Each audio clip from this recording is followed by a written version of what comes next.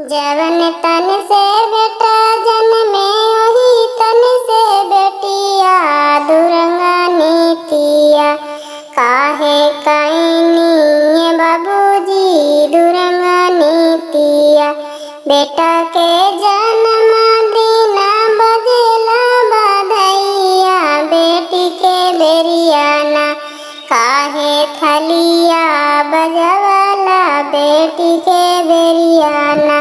बेटा के खियावे खातिर पुड़िया कचौड़िया बेटी के बेरियाना काहे खियावला बासी रोटिया बेटी के बेरियाना।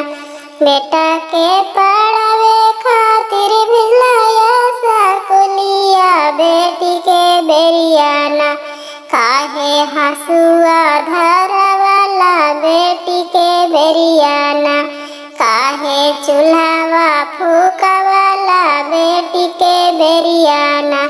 बेटा के बियाहे खातिर बंधला पगड़िया बेटी के बेरियाना काहे सिरावा झुकावाला बेटी के बेरियाना।